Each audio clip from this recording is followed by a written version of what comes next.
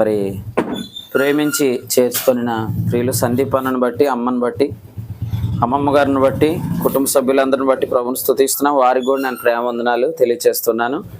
యెహోషువ గ్రంథం మొదటి అధ్యాయం, యెహోషువ గ్రంథం మొదటి అధ్యాయం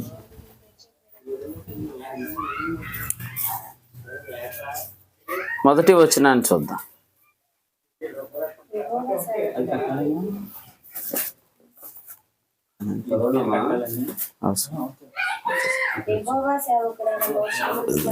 యెహోవా సేవకుడైన మోషే మృతి నొందిన తరువాత యెహోవా నూను కుమారుడును మోషే పరిచారకుడైన యెహోషువకు ఈలాగు సెలవిచ్చాను, నా సేవకుడైన మోషే మృతి పొందెను, కాబట్టి లేవాలి, నీవును ఈ జనులందరూ యోర్దాను నది దాటి ఇచ్చుచున్న దేశమునకు వెళ్ళుడి. నేను మోషేతో చెప్పినట్లు మీరు అడుగుపెట్టు ప్రతి స్థలమును మీకు ఇచ్చుచున్నాను. ప్రార్థన చేద్దాం. కృపగల మా దేవ, మీకు వందనాలు చెల్లిస్తున్నాం. వాతావరణం ఇక్కడ ఉంది, అయినా అనుకూలమైన నీ సంగతుల కొరకై నిరీక్షిస్తున్నాం. నీ కుమారుడైన యేసు ప్రభువును గురించిన సంగతులు అందరికి అర్థమగునట్లుగా తేటగా బోధించండి. మనుష్య జ్ఞానము అడ్డు రాకుండా నాయన దేవుని ఆత్మ సహాయము సమృద్ధిగా కలిగించి సహాయం చేయమని యేసు ప్రభు నామంలో కార్యసాధకమగు వాక్యం కొరకై నిరీక్షించి వేడుకుంటున్నాం తండ్రి. మనకందరికి బాగా పరిచయమైన వాక్యం ఇది. యెహోషువ గ్రంథంలో అంటే అర్థం ఏంటంటే రక్షణ అని అర్థం. రక్షణ లేదా రక్షణ అనే మాటను మనం రక్షణ అనే మాట మనం గమనిస్తున్నాం. రెండవదిగా యెహోషువ మనకు గుర్తొచ్చే ముఖ్యమైన సంగతి ఏంటంటే నాయకత్వం. యెహోషువ ఒక నాయకుడు. యెహోషువ ఒక నాయకుడు లేదా ఒక కాపరి. రెండవదిగా యెహోవా రక్షణ అనే అర్థము ఇక్కడ మనం చూస్తున్నాం. సో నాయకత్వము అనేది కాపరి పని ఏమిటి అంటే రక్షణ అనే దానిలోనికి ప్రజలను నడిపించడం అన్నమాట. చూడండి, ఒక మాట మనం చదువుదాం. ఇర్మియా గ్రంథం 23వ అధ్యాయం చూడండి. ఇర్మియా గ్రంథము 23వ అధ్యాయము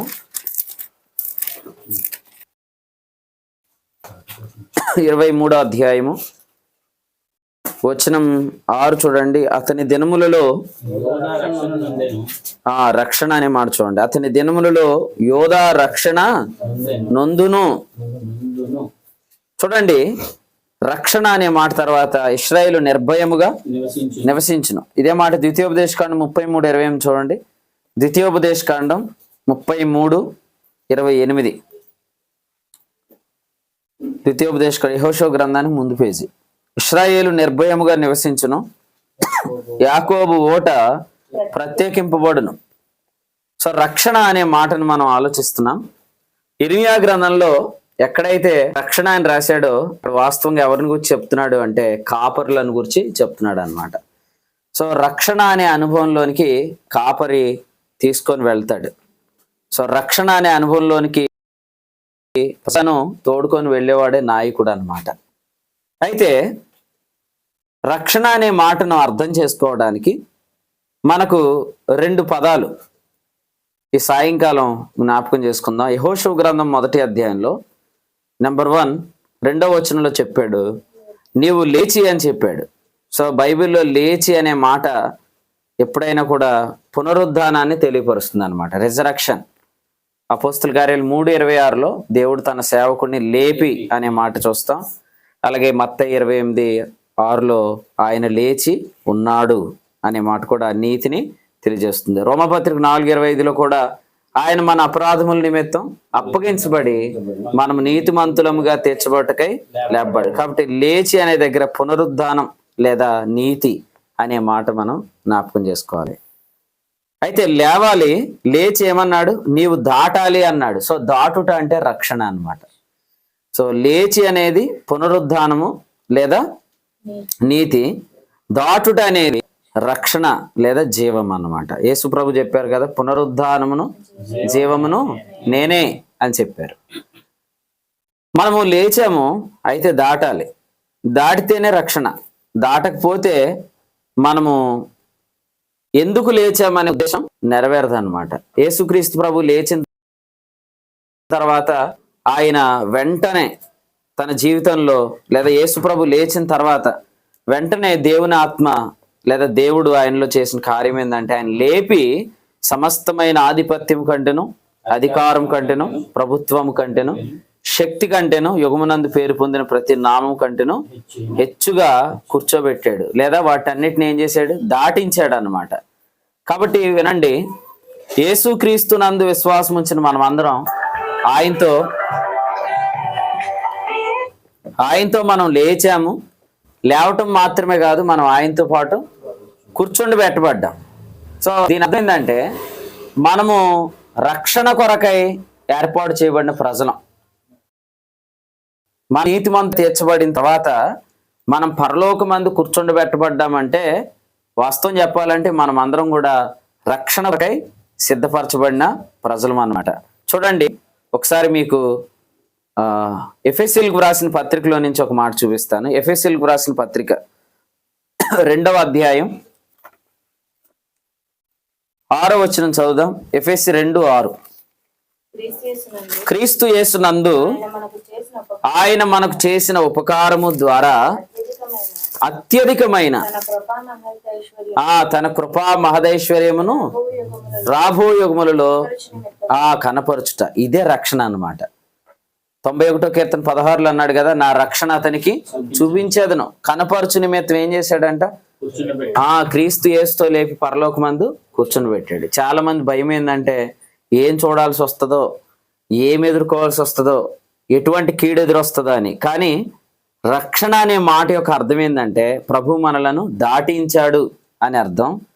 మాత్రమే కాదు, ప్రభు మనకు చూపిస్తున్నాడు.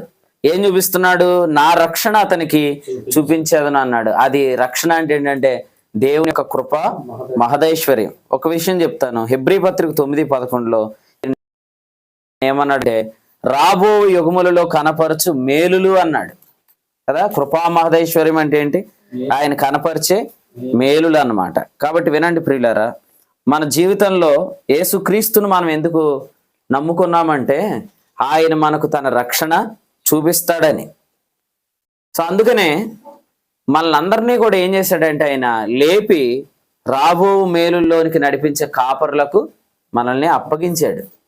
కాబట్టి మీరు కాపరిని వెంబడిస్తే కాపరి మిమ్మల్ని ఆ రక్షణలోనికి నడిపిస్తాడనమాట. యెహోషువ అలాంటి నాయకుడు మనం చదివిన యెహోషువ గ్రంథంలో.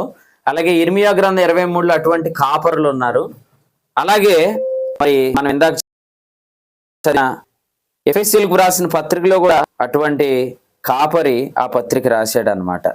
కాబట్టి రాబోయేలో ఆయన మేలులు మొత్తం కొరకై మనము రక్షించబడ్డామంటే రక్షించడానికి పరలోకమందు కూర్చొని పెట్టాం. ఒకసారి యెషయా గ్రంథం అధ్యాయం చూద్దాం. చూడండి, యెషయా గ్రంథం 57వ అధ్యాయం 57వ అధ్యాయం మొదటి వచనంలో, కీడు చూడకుండా నీతిమంతులు కొనిపోబడుచున్నారు. ఓకేనా, కొనిపోబడుచున్నారు అన్న ఒకటే, యోర్దాను దాటు అన్న ఒకటే, పరమందు కూర్చొని పెట్టబడ్డారన్న ఒకటేనమాట. అందుకే యెహోషువ గ్రంథం, మళ్ళీ యెహోషువ చూడండి ఒకసారి. యెహోషువ గ్రంథంలో 1:15 చదవండి. యెహోషువ 1:15. నది దాటి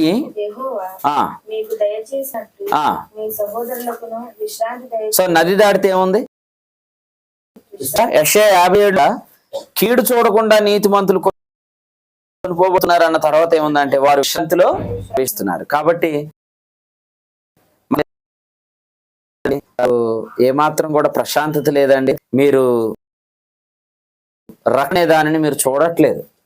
కానీ యేసు ప్రభువుని మనం ఎందుకు నమ్ముకున్నామంటే, చెప్పాడు ఏమనంటే, ఎవరైతే యేసుక్రీస్తు నమ్మారో వారు విశ్వాసము ద్వారా కృపచేతనే రక్షించబడి ఉన్నారు. ఎఫెసీ పత్రిక 2 ఏడులో ఏమన్నాడు?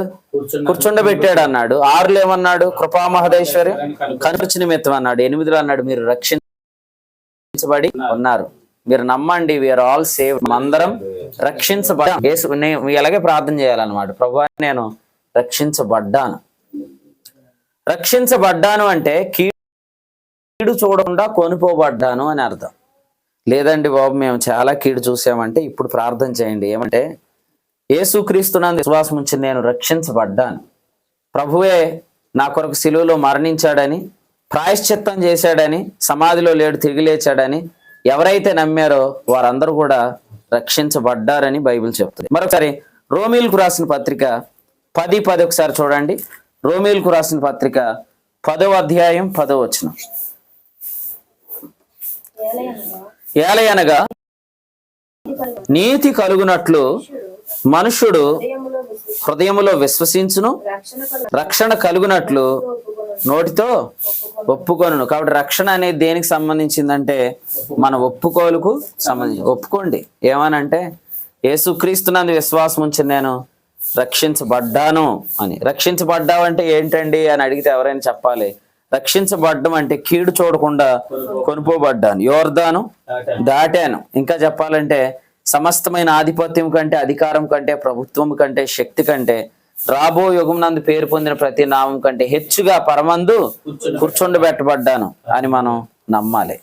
కాబట్టి రక్షించబడ్డాము అంటే అర్థం ఏంటంటే రక్షణ చూచుట కొరకై మనము కొనుపోబడ్డామని అర్థం. కాబట్టి మనం చూడవలసినవి చూడాలి కానీ చూడకూడనివి మనం చూడకూడదు. మన జీవిత దినాల్లో ప్రభు మనల్ని ఎందుకు రక్షించాడంటే మనకు తన కృపా మహదైశ్వర్యమును కనపరచడానికి, మేలులు కనపరచడానికి రక్షించుకున్నాడు. ఒకవేళ ఎవరైనా కూడా నీతిమంతులుగా తీర్చబడిన తర్వాత మహిమపరచబడ్డారు, రక్షించబడ్డారు అనే గ్రహింపు లేకపోతే మన జీవితంలో ఏం జరిగిద్దంటే మనకు కొన్ని చూపిస్తారు అన్నమాట. సో వాస్తవంగా మనకు చూపించాలి అనుకున్నది ఎవరు? సో చూపించాలనుకున్నది ఎవరంటే మనల్ని లేపి పరమందు కూర్చుండబెట్టిన వాడే. కాబట్టి ఆయన కనుపరిచేవేవి మనము మనుషులను వెంబడిస్తే మనకు కనపడవు అన్నమాట. అందుకనే కొన్నిసార్లు ఈ ప్రశ్న మనకు ఎదురవుతూ ఉంటుంది. సార్ చూడండి, ఇర్మియా గ్రంథంలో ఒక మాట చదువుకుందాం. 1వ అధ్యాయం వచనం 11 చదువుదాం. ఇర్మియా గ్రంథం 1:11. మరియు ప్రత్యక్షమై ఇర్మియా రైట్. క్వశ్చన్ ఏంటి? నీకేమి కనబడుతున్నది? మనం ఏం చెప్పాలా? నాకు రక్షణ కనబడుతుంది అని చెప్పాలా. నాకేం కనపడుతుందా? ఆయన కృప మహదైశ్వర్యం కనపడుతుందని చెప్పాలా. నీకేం కనపడుతుందంటే మేలులు కనబడుతున్నాయని చెప్పాలా. ఒకవేళ మనకు ఏమి కనపడట్లేదంటే మనము రక్షించబడ్డాము. అయితే రక్షించబడ్డాము, రక్షణ చూడడానికే రక్షించబడ్డామని ఆ రక్షణలో మనము నడవట్లేదు అని అర్థం. అందుకని మనం ఏ కాపరులను వెంబడిస్తున్నాం అనేది చాలా ప్రాముఖ్యమైన సంగతి. యెహోషువకు దేవుని ఆత్మ స్పష్టంగా ఏంటంటే నీవు ఈ ప్రజలను యోర్దాను దాటించాలి. ఎన్ని దినాల్లో దాటించమని చెప్పాడు చూడండి. యెహోషువ గ్రంథం 1వ అధ్యాయం. యెహోషువ గ్రంథం 1వ అధ్యాయం 1వ వచనం. కాగా యెహోషువ ప్రజలకు ఎలాగూ ఆజ్ఞాపించెను. 1:11 మీరు స్వాధీనపరుటకు మీ దేవుడైన యెహోవా మీకు ఇచ్చుచున్న దేశమును స్వాధీనపరచుకొనబోటుకై 3 దినములలోగా మీరు యోర్దానును దాటాలి. ఎన్ని దినాల్లో దాటాలి యోర్దాను? 3 దినాలు కదండి. 3 అనే మాట ఎందుకు ప్రాముఖ్యమైంది బైబిల్ అంటే 3 దినాలు అయిన తర్వాత ఏమైంది? శరీరం వాస్తవంగా కుళ్ళిపోతుంది అన్నమాట. 3 దినాలే బాడీ న్యాచురల్ గా చెప్పాలంటే అది డికంపోజ్ అవ్వదు. ప్రభు వాక్యం ఏమని రాయబడిందంటే 16వ కీర్తనలో నీ పరిశుద్ధుని కుళ్ళు పట్టనీయవు అని చెప్పాడు. నీ పరిశుద్ధుని కుళ్ళు పట్టనీయవు. కాబట్టి యేసుక్రీస్తు 3వ దినాన దాని అర్థం ఏంటంటే ప్రభు మన జీవితాల్లో మన శరీరం అందు తప్పకుండా ఆయన జీవమును ప్రత్యక్షపరుస్తాడు. అందరు నమ్మండి. రక్షణ చూపిస్తాను అంటే అర్థం ఏంటంటే ఆయన నిత్యముగా మన హృదయంలో కుమ్మరించబడిన సర్వ సమృద్ధిని మన దేహంలో ప్రత్యక్షపరుస్తాడు. కాబట్టి 3వ దినము అనే మాటను మనం గమనిస్తున్నప్పుడు రక్షణ చూడటం అంటే మూడు అర్థాలు చెప్పుకున్నాం మనం ఇందాక. ఒకటి, కీడు చూడకుండా ఉండటం. 2, కృపామహదైశ్వర్యం చూడటం లేదా ఆయన రక్షణ చూడటం. 3వది, రాబోతున్న మేలు చూడటం. చూడటం అంటే అర్థం ఏంటి? ఎక్కడ చూస్తామంటే ఆయన మన దేహంలో వాటిని ప్రత్యక్షపరుస్తాడు. అందుకనే 3 అనే సంఖ్య అక్కడ మన దేహంలో ప్రత్యక్షమవుట అనే సంగతిని మనకు తెలియపరుస్తుంది అన్నమాట. అపోస్తుల కార్యాల గ్రంథంలో ఈ మాట ఒకసారి చదువుకొని ముందుకెళ్దారండి. 2వ అధ్యాయం అపోస్తుల కార్యాల గ్రంథం 2వ అధ్యాయం వచనం 27 చదువుదాం. నీవు నా ఆత్మను పాతాళములో విడిచిపెట్టవు, నీ పరిశుద్ధుని కుళ్ళు పట్టనీయవు అని చెప్పాడు. సో నా ఆత్మ, 2 నా శరీరం అన్నమాట. నీ పరిశుద్ధుని కుళ్ళు పట్టనీయవు. మన ఆత్మ ఇప్పుడు ఎక్కడుంది? పరలోకములో దేవుని కుడిపార్శ్వం కదండి. లోకంలో దేవుని కుడిపార్శ్వమున మన ఆత్మ ఉంది. మన శరీరం గురించి ఏం చెప్పాడు? కుళ్ళు పట్టనీయుడు అన్నాడు. అంటే అర్థం ఏంటంటే మన హృదయంలో, మన ఆత్మలో మనకు కలిగిన సమృద్ధి మన దేహంలో ఇన్ టైంలో దేవుడు ప్రత్యక్షపరుస్తాడు. అందుచేత యెహోషువకి ఇచ్చిన మాటను మనం మర్చిపోవద్దు. యెహోషువ లాంటి నాయకుడు ఇశ్రాయేలీయులను నడిపిస్తున్నప్పుడు దేవుడు చెప్పాడు, నీవు వారిని మరి రణంలోనికి నడిపించాలి, ఈ విశ్రాంతిలోకి నడిపించాలి, ఈ స్వాస్థ్యంలోనికి నడిపించాలి అని చెప్పాడు అన్నమాట. మరలా చదువుదాం యెహోషువ గ్రంథం 1వ అధ్యాయం 8వ వచనం చూడండి. 7, 8 వచనాలు చదువుదాం. 7, 8. అయితే నీవు నిబ్బరము కలిగి జాగ్రత్త పడి బహుధైర్యముగా నుండి నా సేవకుడైన మోషే నీకు ఆజ్ఞాపించిన ధర్మశాస్త్రం అంతటి చొప్పున చేయవలెను. నెక్స్ట్ ఏముంది?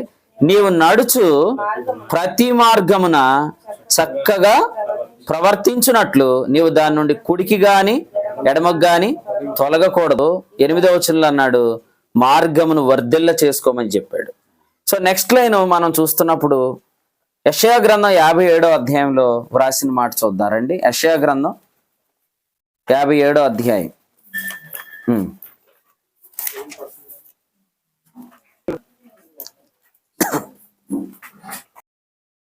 వచనం చూడండి. వారు విశ్రాంతిలో ప్రవేశించున్నారు, తమకు సూటిగానున్న మార్గమున నడుచువారు. కాబట్టి ఎవరైతే విశ్రాంతిలో ప్రవేశిస్తున్నారో, అయితే యోర్దాను దాటుతున్నారో, ఎవరి దేహం అందు అయితే దేవుడు జీవాన్ని ప్రత్యక్షపరుస్తున్నాడో వారు ఎక్కడున్నారు? సూటిగానున్న మార్గంలో ఉన్నారు.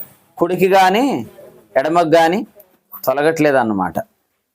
నెక్స్ట్ లైన్లో యెహోషువతో ఏం చెప్పాడంటే, మార్గమును వర్ధిల్ల చేసుకో. మీకు అందరికి ఒక విషయం చెప్తాను. కొంతమంది మార్గాన్నే వదిలేశారు, కొంతమంది మార్గాన్నే వదిలేశారు. కానీ మనల్ని ప్రభు ఏమంటున్నాడంటే మార్గాన్ని వర్ధిల్ల చేసుకోమంటున్నాడు. అంటే అర్థం ఏంటంటే మార్గం విషయంలో ఇంకొంత నిశ్చయత సంపాదించుకోండి, మార్గం విషయంలో మరింత నిశ్చయత సంపాదించుకోండి. పేతురు గారు ఈ మాట రాశాడు, చూద్దాం రండి. రెండవ పత్రిక, పేతురు రాసిన 2వ పత్రిక 1వ అధ్యాయం వచనం 10 చదవండి. పేతురు రాసిన 2వ పత్రిక 1:10. సహోదరులారా, మీ పిలుపును ఏర్పాటును నిశ్చయము చేసుకొనుటకు మరి జాగ్రత్త పడి. అక్కడేమన్నాడు? మార్గమును వర్ధిల్ల చేసుకోండి అన్నాడు. అర్థమైందండి? ఇప్పుడు ఇందాక ప్రార్థన చేస్తూ కూడా చెప్పారు. ఏం చెప్పారు అని అంటే, ఎవరైతే రక్షణను అనుభవించట్లేదో, ఎవరైతే కీడు చూడకుండా కొనుపోబడినట్లుగా లేరో, ఎవరికైతే ఆయన కృపా మహదైశ్వర్యం కనబడట్లేదో, ఎవరికైతే రాబో మేలులు తెలియబడట్లేదో, వారు సూటిగానున్న మార్గాన్ని విడిచిపెట్టారు. దాని నుంచి కుడికి లేదా ఎడమకి వాళ్ళు తొలగిపోయారు. కానీ మనకేం చెప్తున్నాడంటే, ఉండే కొద్దీ మార్గాన్ని ఇంకా నువ్వు వర్ధిల్ల చేసుకోవాలి. వర్ధిల్ల చేసుకోవాలంటే సీక్రెట్ ఒకటే, మీరు కూడా బైబిల్ ప్రసంగాలు ఏంటూ కాలక్షేపం చేయకూడదు. వాక్యం వింటున్న ప్రతి ఒక్కరూ దేవుని వాక్యం చదివితే మార్గాన్ని ఏం చేసుకోవచ్చు? వర్ధిల్లు చేసుకో. మన లైఫ్ లో కూడా ఏదో ఒక రోజు మార్గం నుండి తప్పించే పరిస్థితులు వచ్చినా కూడా మనం ముందుగానే చిన్న చిన్న దారులన్నీ హైవేలు చేసేసుకున్నాం అనుకోండి, నేషనల్ హైవే, అలిగిపోయే అవకాశం ఉండదన్నమాట. అందుకనే ఒక రోజు ఏదైనా వాక్యం దేవుని ఆత్మ మాట్లాడితే ఆ తలంపును మనం గ్రంథంలోకి తేరి చూసి మనం కూడా వ్యక్తిగతంగా ఏం చేయాలా? ధ్యానం చేయాలా, వాక్యం ధ్యానం చేయాలి. చూడండి ఆ మాట యెహోషువకు అలా చెప్పాడు లేదు చూద్దాం. 1వ అధ్యాయం, యెహోషువ గ్రంథం 1వ అధ్యాయం.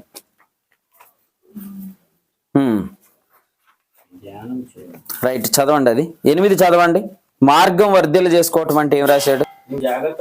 ఈ ధర్మశాస్త్ర గ్రంథమును నీవు బోధింపక తప్పిపోకూడదు, దానిలో వ్రాయబడిన వాటన్నిటి ప్రకారం చేయుటకు నీవు జాగ్రత్త పడునట్లు దీవారాత్రము దానిని ధ్యానించిన ఎడల. మీకు ఈ అలవాటు ఉందా? వాక్యము వింటున్నాం కదా, దేవుని తలంపులు మనకు వస్తున్నాయి కదా, వాటిని గురించి దివారాత్రము ధ్యానించే అలవాటు ఉందా? Do you have the habit of meditating? అది ఉండాల. అది ఉంటే కాకినాడ దారి ఏమైంది? హైవే అవుతుంది. లేకపోతే ఇలాగే ఉంటుంది, సింగిల్ రోడ్డు. ఓవర్టేక్ చేయడానికి లేదు. ఓవర్టేక్ చేయడానికి ఉందా? ఓవర్టేక్ చేయడానికి లేదు. ఎవరి మీదకి వస్తారో కూడా తెలియట్లేదు ఈ రోడ్లో. కానీ ఇది ఇప్పుడు హైవే అవ్వాలన్నమాట. హైవే అవ్వాలంటే ఏం చేయాలా? వాక్యాన్ని ధ్యానం చేయాల. నిజంగా మనం అనుకుంటాం సేవ అంటే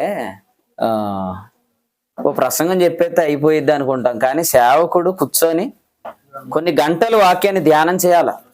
అందుకనే టైం ఇచ్చాడు. కాబట్టి ఇలా సేవకులు ఇలా అనుకోకూడదు అనమాట. మిగిలిన టైం ఉంది, ఏడొకటి జాయిన్ అయిపోయి పార్ట్ టైం ఉద్యోగం చేద్దామని అనుకోవద్దు. ఎందుకంటే ఉండే కొద్ది అన్నిటిని విడిచిపెట్టాల్సి వస్తుంది మీరు. ఎందుకంటే ఎక్కువ time we have to spend in the book అనమాట, in the holy scriptures to meditate the word of God. ఖచ్చితంగా వాక్యాన్ని ధ్యానం చేయండి. ఎందుకంటే ఈ దినాల్లో మార్గం నుంచి చాలా ఈజీగా తప్పిస్తున్నారు. మీరు వెళ్ళే మార్గంలో మీకు ఏం కనపడుతుంది అనేది ప్రాముఖ్యమైనది. ఇర్మియాను అడిగాడు, నీకేం కనబడుచున్నది? యోహాను శిష్యులను పంపించి యేసుప్రభు గురించి ఏం అడిగాడంటే, నీవేనా మరొకని కొరకు కనిపెట్టాలా అని అడిగాడు. అసలు యోహాను ఏం చెప్పాడు యేసుప్రభు గురించి? నాకు వచ్చుచున్నవాడు నాకంటే ప్రముఖుడు, నేను ఆయన చెప్పుల వారును ఇప్పటికైనాను. అటువంటి సాక్ష్యం ఇచ్చినోడే ఏమన్నాడు? నీవేనా, ఇంకా దీనికంటే ఇంకా ఉన్నతమైనది ఏదైనా ఉందా అన్నాడు. అప్పుడు సందర్భంలో యేసుప్రభు వాళ్ళతో అన్నారు, మీరు అరణ్యంలో ఏం చూడడానికి వెళ్ళారు అని అడిగాడు.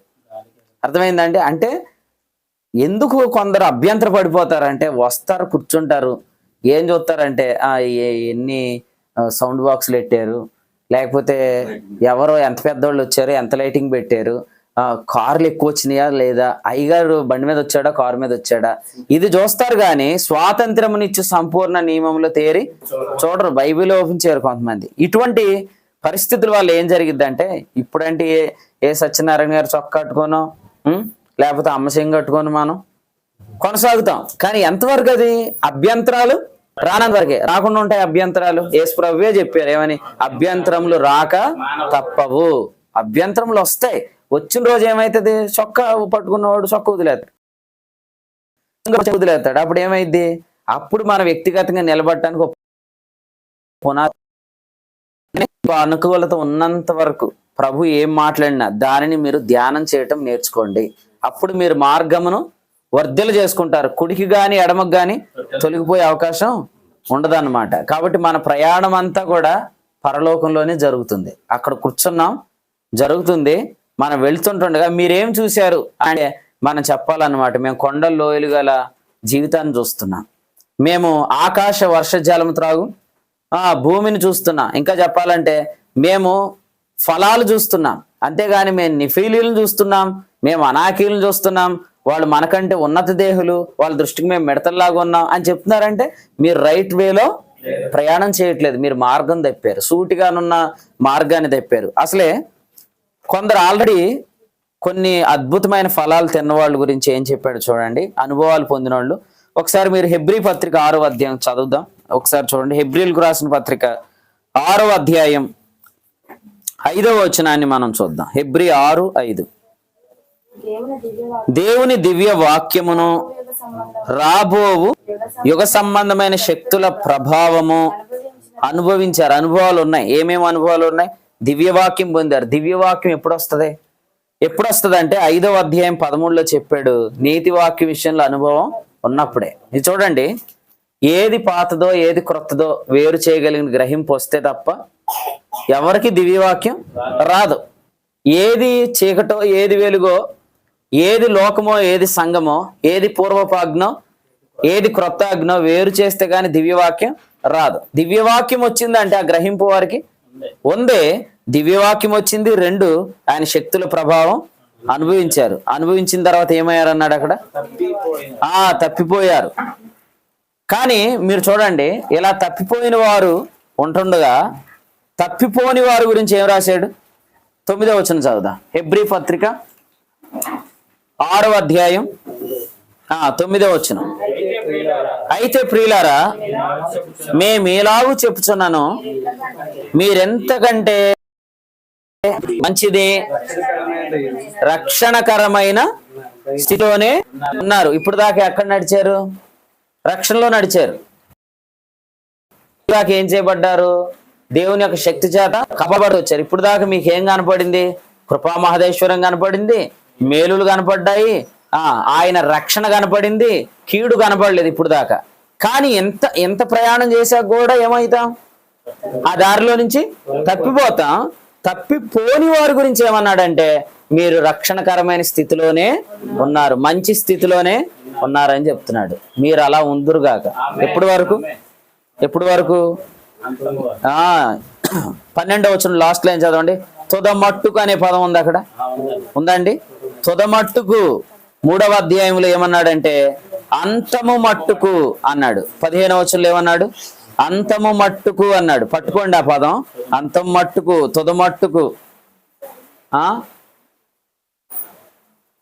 మనకి ఎప్పటికప్పుడు మార్గాన్ని వర్ధిల్ల చేసుకునే అవకాశం దేవుడు ఇచ్చాడు.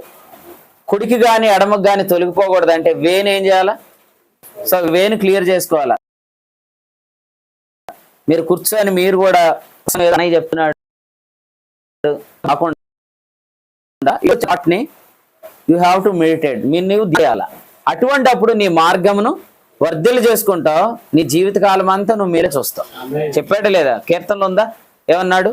నీ జీవితకాలం అంతా యెరూషలేము క్షేమము కలుగుట నీవు చూస్తావు. 128వ కీర్తన.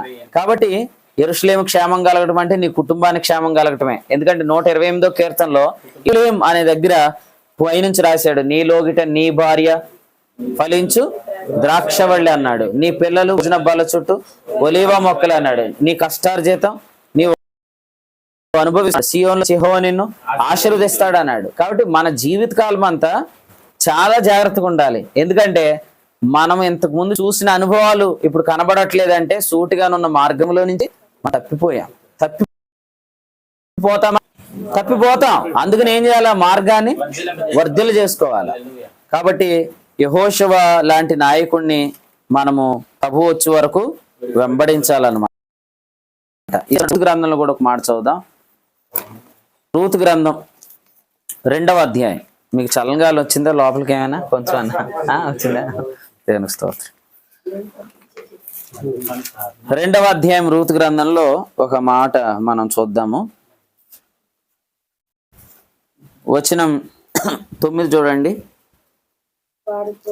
వారు కోయు చేను కనిపెట్టి వారి 8వ వచనం ఉంది, వేరొక పొలములు ఏరుకొనుటకు పోవద్దు, దీనిని విడిచి పోవద్దు, ఎచ్చట నా పనికత్తుల యొద్ద ఎలా ఉండమన్నాడు? నిలకడగా ఉండు, కోయు చేను కనిపెట్టి వెంబడించమన్నాడు. 23 చదవండి. ఎవల కోతయు గోధుమల కోతయు ముగి వరకు, అది కోతకాలం ముగిసేంత వరకు ఏం చేయాల? నిలకడగా అన్నమాట. ఏంటమ్మా పొలం మారేవంటే అక్కడ కోత అయిపోయింది అనకూడదు. అర్థమైందా? కోత అక్కడ అయిపోదు. ఎందుకంటే ఏంటి ఎత్తుకుంటున్నారు రెఫరెన్స్? 23 వచనం, 23 లాస్ట్ లైన్. కొత్త బైబిల్లో రాయలేదు ఈ వచనం, మర్చిపోయాడు అనుకుంటా. రైట్. 23 వచనంలో ఏముందంటే కోత ముగి వరకు ఆమె నిలకడగా ఉంది. కోత ముగి వరకు అంటే కోతకాలం ఎప్పుడైపోయింది? ఒక హింట్ ఉంది చూడండి. మూడవ అధ్యాయము వచనం 13 చూడండి. లాస్ట్ లైన్ చదవమ్మా. ఉదయము వరకు. చాలు, ఉదయము వరకు. ఉదయం అంటే ఇప్పుడు జూమ్ మీటింగ్ కి కొంతమందికి ఉదయం అవుతుంది, కొంతమందికి 11-10 ఉదయం అయింది. అందుకని ఏమన్నాడు, ఉదయం అంటే కూడా వివరం చెప్పాడు. 14 చూడండి, రాసాడు లేదు చూడండి. ఆమె ఉదయము వరకు అతని కాళ్ళ యొద్ద పండుకొని ఒకరినొకడు గుర్తించుపాటి వెలుగు రాకముందే. సూర్యుడు వస్తే ఒకరినొకడు గుర్తిస్తారు. సూర్యుడు అంటే యూదుల కొరకు వచ్చే క్రీస్తు, మలకి 4:2. ఒకరినొకడు గుర్తించుపాటు వెలుగు రాలేదంటే వేకు చొక్కని అంటే సంఘము కొరకు వచ్చే క్రీస్తు, ప్రకటన 22వ అధ్యాయం. కాబట్టి కోత ఎప్పుడు దాకా ఉంటుంది అంటే యేసుప్రభు మరలా వచ్చేదాకా. ఇంకో విషయం చెప్పమంటారా, అసలే ఈ విత్తనాలు అయ్యగారు బోయాజ్ గారు ఎప్పుడు వేశాడు తెలుసా? ఎలీమెలెకు కుటుంబం మోయాబు దేశానికి వెళ్ళిపోయినప్పుడు వేశాడు. ఎందుకు వెళ్ళిపోయారు వాళ్ళు? మొదటి వచనం కరువులో. అంటే బోయాజ్ ఎవరంటే కరువులో విత్తనాలు వేశాడు. బోయాజ్ ఎంతగా విత్తాడంటే మరలా ఉదయం వరకు పంట ఉంటానే ఉంటది. కాబట్టి ఎందుకు పొలం మారారు అని అంటే మనం ఏం చెప్పకూడదు అంటే అక్కడ కోత అయిపోయింది అనకూడదు. ఎందుకంటే అక్కడ కోత అవ్వదు. ఎందుకంటే మనకు తెలియని ఇంకా సంగతులు దేవుడు నేర్పిస్తాడు. మనకి ఇంకా తెలియని అనుభవాలు ఉన్నాయి, ఇప్పటికే పట్టుకొని ఉన్నామని మనం తలంచకూడదు అనమాట. లభించిన దాన్ని బట్టి క్రమంగా నడుచుకుందా, ఇంకా ఏదైనా తెలియాల్సింది ఉంటే తెలుస్తుంది అనమాట. ఒకవేళ త్రోవ తప్పేమా, రక్షణకరమైన స్థితి, మంచి స్థితిలో నుండి మనం తొలగిపోయామని అర్థం అన్నమాట. అయితే వాక్యం పొంది శక్తుల ప్రభావం పొందిన తర్వాత ఎవరైతే తప్పిపోయారో వారి గురించి పేతురు ఏం చెప్పాడు చూద్దారండి. రెండవ పత్రిక, పేతురు రాసిన రెండవ పత్రిక 2వ అధ్యాయం 15వ వచనం చదవండి. పేతురు రాసిన రెండవ పత్రిక 2వ అధ్యాయం 15వ వచనం. ఏ మార్గం విడిచారు? దాన్ని యెషయాలు ఏమన్నాడు? సూటిగా ఉన్న మార్గం అన్నాడు కదండి. యెహోషువతో ఏమన్నాడు? మార్గమును వర్ధిల్ల చేసుకోమన్నాడు. తిన్నని మార్గము విడిచి బెయోరు కుమారుడైన బిలాము పోయిన మార్గమును బట్టి త్రోవ తప్పిపోయారు అన్నమాట. సో ఈ మార్గం గురించి 21లో అన్నాడు, నీతి మార్గం అనుభవపూర్వకంగా తెలుసుకొని తమకు అప్పగింపబడిన పరిశుద్ధమైన ఆజ్ఞ నుండి తొలగిపోవుట కంటే. పరిశుద్ధమైన ఆజ్ఞ ఏంటి? క్లియర్ గా చెప్పాడు కదా, ఈ పొలమును విడిచిపెట్టి వెళ్ళవద్దు, కోయు చేను కనిపెట్టి వారిని వెంబడించు అని చెప్పాడు. నేను మిమ్మల్ని అడుగుతాను, బోయాజ్ పొలంలో పరిగేరుకున్న రూతు పనికత్తెల యొద్ద నిలకడగా ఉన్నందుకు 2వ అధ్యాయంలో ఆమెకు 2వ అధ్యాయంలో ఆమెకు పరిగె దొరికింది కదండి. 3వ అధ్యాయంలో 6 కొలల ఎవలు దొరికాయి. 4వ అధ్యాయంలో ఆమెకి పొలం అంతా అయింది, బోయాజ్దంతా ఆమెదే కదండి. ఇంకా చెప్పాలంటే 2వ అధ్యాయంలో ఆమెకు పరిగె దొరికినప్పుడు ఆమె బోయాజ్ని ఏమని పిలిచిందంటే యజమానుడు అని పిలిచింది.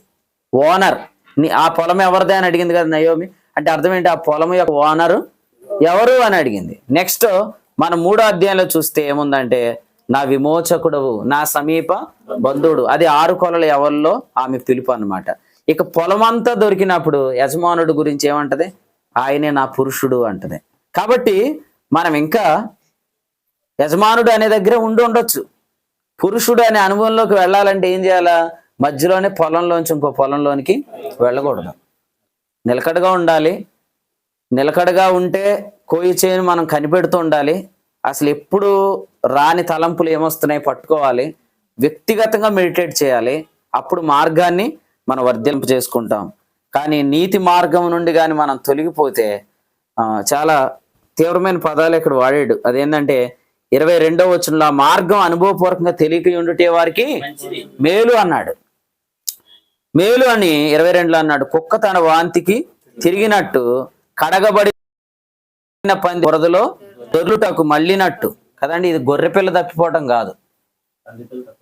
లోకాసు వార్త 15లో తప్పిపోయింది ఎవరు?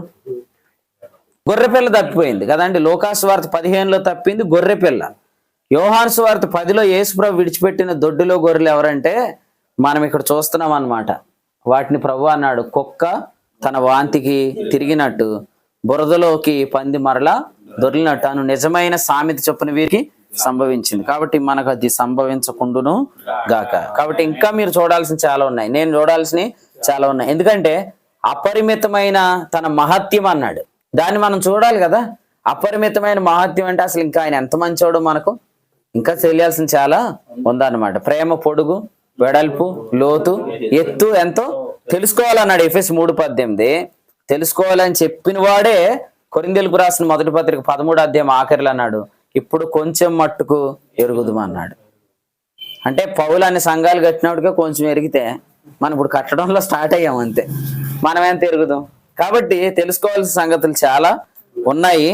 మార్గము నుండి మాత్రం మనం తప్పిపోకుండా జాగ్రత్తగా ఉండాలి. కాబట్టి నీవు లే అన్నాడు, తర్వాత నీవు దాటు అన్నాడు, తర్వాత నీ మార్గమును వర్ధిల్లా చేసుకోమని చెప్పాడు. ఇక ఆఖరికి ఒక మాట చెప్పుకొని ఆగుదాం. యెహోషువ గ్రంథం 1వ అధ్యాయం చూడండి.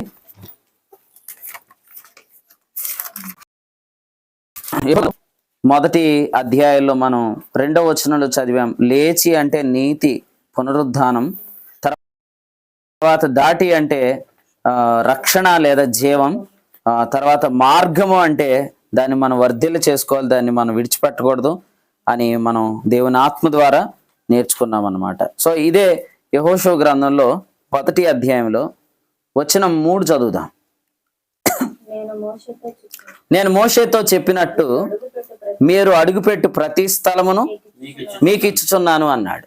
సో ఇందులో మనం చూడాలి, మనం చూసిన తర్వాతే మనకు దాని మీద అపేక్ష, నిరీక్షణ మనకు కలుగుతుంది అన్నమాట. రైట్, చూడకుండా మనకు ఎవరికి నిరీక్షణ కలగదు. కాబట్టి నిరీక్షణ లేకుండా మనం ఎవరు దానిని స్వాధీనం చేసుకోలేదు. ఖచ్చితంగా నువ్వు అడుగు పెట్టాల్సిందే. సో ప్రభు యొక్క ఉద్దేశం ఏంటంటే నువ్వు చూడాలి, నువ్వు దానిని నిరీక్షించాలి, నువ్వు దానిలో అడుగు పెట్టాలి. మీకు ఎలా చెప్తాను, ప్రభు యొక్క సంగతులు కానీ ప్రభు యొక్క కార్యాలు కానీ చూస్తే మనము నిరీక్షించకుండా ఉండలేం. ఇప్పుడు ఏదైనా మీరు చూస్తే కొన్నిటిని మీరు కోరుకోరు కదా, మీరు కొన్ని చూసినా మీరు కోరుకోరు. కానీ దేవుని సంగతులన్నీ మనం చూడటం మాత్రమే కాదు, దాని మీద మనకు విస్తారమైన నిరీక్షణ కలుగుతుంది అనమాట. ఖచ్చితంగా ఈ లైఫ్ నాకు కావాలి, ఈ అనుభవం నాకు కావాలి, ఈ ఎక్స్పీరియన్స్ నాకు కావాలి అనేది కలిగిద్ది. ఎందుకంటే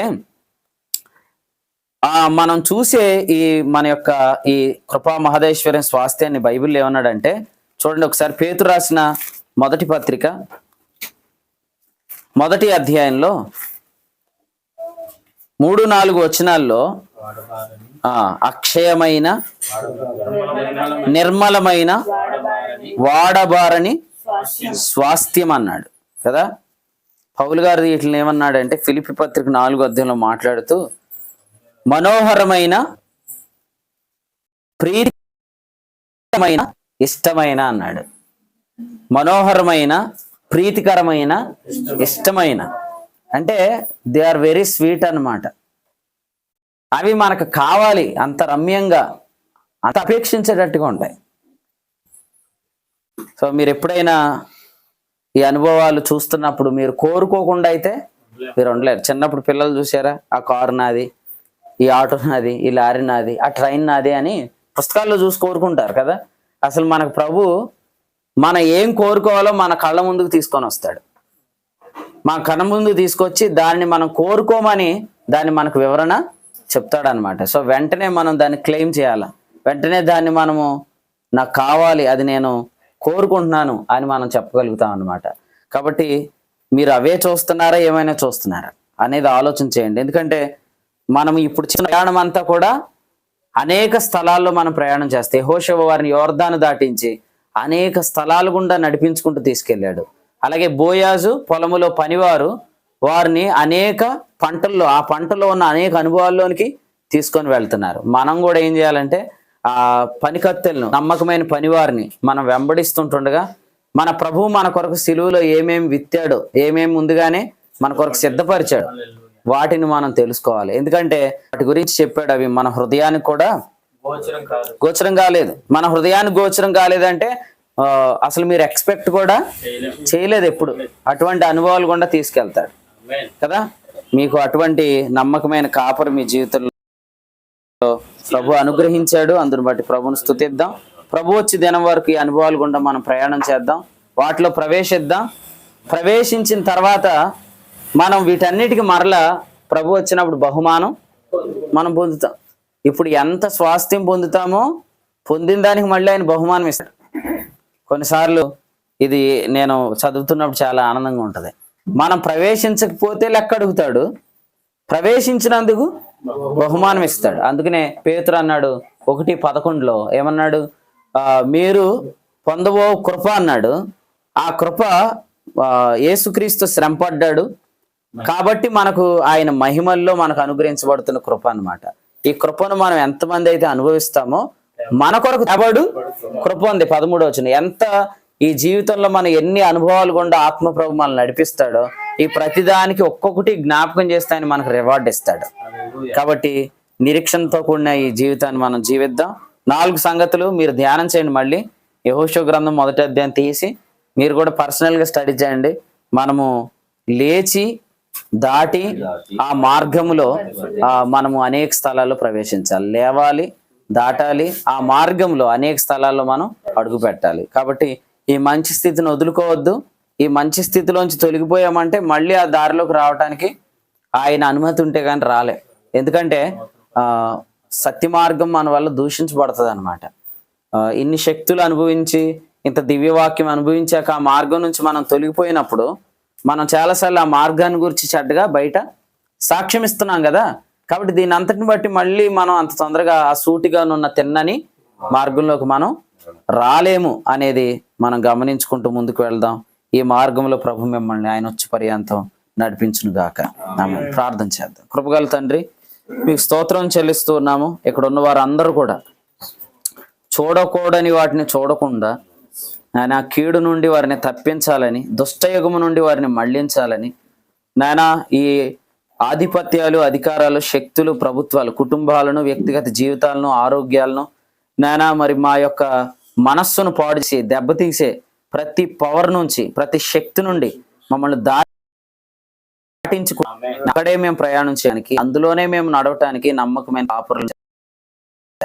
ఆ కాపరులు మమ్మల్ని నడిపిస్తుంటుండగా కొన్నిసార్లు మేము కాపరుల మీద కూడా అనుమానిస్తాం. కానీ మేము వారి మీద అనుమానించకుండానట్లుగా వారు బోధించేది అలాగున్నదో లేదో అని వ్యక్తిగతంగా మేము కూడా ధ్యానం చేసుకొని మా మార్గాన్ని వర్ధిల్ల చేసుకోవడానికి కృప చూపండి నాయన. ప్రతిదినం మా మార్గంలో నుంచి మేము నాయన సూటిగా ఉన్న మార్గంలో, తిన్నగా ఉన్న మార్గంలో నాయన, ఈ త్రోవలో నాయన మరి అంతము మట్టుకు, తుదమట్టుకు ఈ ఒలీవ చెట్టు నుండి, ఈ సారవంతమైన వేరు నుండి నాయన ఈ గోధుమ యవల కోత కాలం అంతా ఒకరినొకడు గుర్తించుపాటు వెలుగు వచ్చు పర్యంతం లేవకుండా నాయన నన్ను లేపవద్దు, నన్ను కలత పరచవద్దని ప్రమాణం చేయించుకొని నాయన సాగిపోయే కృప మాకు అందరికీ దయచేయండి. అటువంటి జాగ్రత్త, అటువంటి భయం నాలో మాలో అందరిలో పుట్టించండి. దివ్యవాక్యం అనుభవిస్తున్నాం, శక్తుల ప్రభావాన్ని అనుభవిస్తున్నాం నాయన. మరి తప్పిపోయే అవకాశాలు ఉన్నాయి, తప్పించేవారు కూడా ఉన్నారు, మనసులు పాడు చేసే తిరుగుబాటుదారులు ఉన్నారు. ఇక్కడ ఉన్న వారు ఎవ్వరు కూడా వారి కంట పడకుందురు గాక. నేను యవనస్తులకు ఆజ్ఞాపించాను, వేరొక పొలములో ఉన్న వారికి నువ్వు కనబడకుండా ఉంటే మంచిదని చెప్పినట్లుగా కొందరిని మేము ఈ జీవితాంతం చూడకుందుము గాక అని ప్రార్థిస్తున్నా. సమూయేలు తాను బ్రతికిన దినముల్లో ఇంకెన్నటికీ సౌలును చూడలేదు, సౌలు దగ్గరికి వెళ్ళలేదు అన్నట్లుగా కొందరు మా కంట కనబడి మమ్మల్ని ప్రభా బిలాము ప్రభా చెడ్డ మాటలతో వదిలి మా మనస్సులు పాడు చేయకుండా ఈ మార్గాన్ని ఇంకా తెలుసుకోవాలి.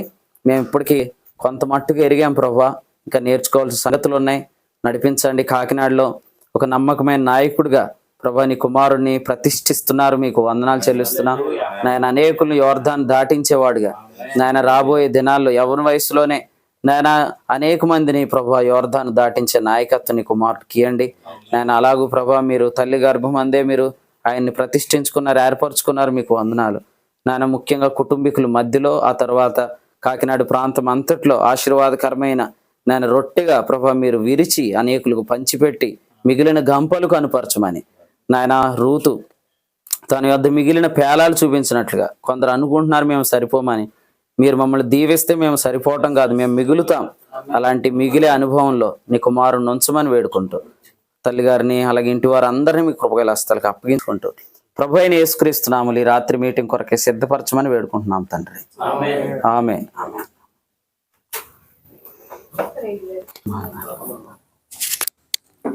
ప్రభు ప్రేమించి అందించిన వర్తమానమును బట్టి ప్రభువునకు స్తోత్రాలు చెల్లిస్తూ యెహోషువ గ్రంథము 1వ అధ్యాయము 3 వచనాల్లో ప్రభు ఇచ్చినటువంటి సందేశం, మనమందరము కూడా నిలిచి లేచి సరైన మార్గములో మనం నడవాలనేటువంటి సంగతులను దైవ సేవకుల ద్వారా ప్రభు అందించిన వర్తమానమును బట్టి ప్రభువునకు స్తోత్రాలు చెల్లిస్తూ, అందించిన వర్తమానమును బట్టి సేవకులకు హృదయపూర్వక వందనాలు తెలియజేసుకుంటూ, సమయంలో ప్రియులు మన మధ్య ఉన్నటువంటి సందీప్ గారు కొన్ని సంగతులు తెలియజేసిన అనంతరము ముగింపు ప్రార్థన ఆశీర్వాదంతో ఇక కూడికను ముగింపు చేసుకుందాం. అలాగే రాత్రికాల వేళలో పెద్దాపురంలో జరగబోతున్నటువంటి సువార్త కూడికలో కూడా, బైబిల్ తరగతిలో కూడా మనమందరము పాలు భాగస్తులు